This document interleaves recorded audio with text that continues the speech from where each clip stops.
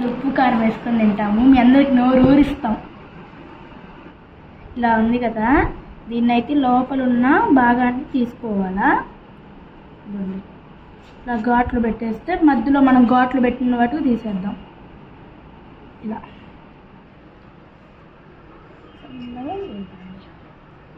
దీన్ని పక్కన పెట్టేసుకొని ఇంకా ఉంటుంది కదా, అది కూడా తీసేసుకుందాం. ఇలా ఉండాలి. లోపల వచ్చేసరికి సాల్ట్, పింక్ సాల్ట్ మాదైతే, వైట్ సాల్ట్ కాదు. కారం అయినా మామూలుగా వేసి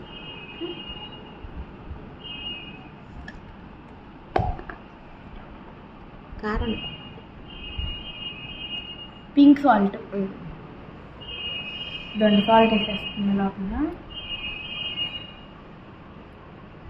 సాల్ట్. కారం ఇక్కడి నుంచి తీసుకుని దాటేసి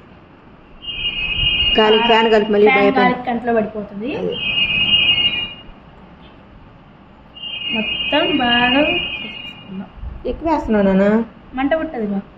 సాంబార్ కారం ఉందిగా, ఇట్లా అది మసాలా కారం, గుడ్డు కారం కాదు.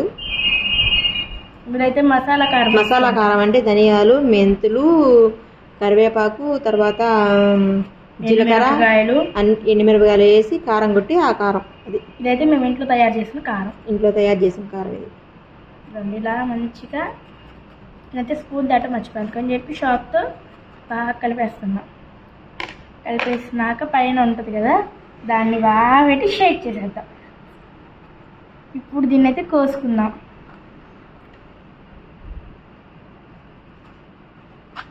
చూసారా ఎంత బాగుందో?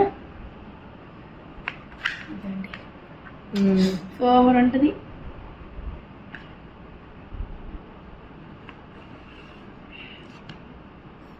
ఇదైతే మనం పైన తీసుకున్నది.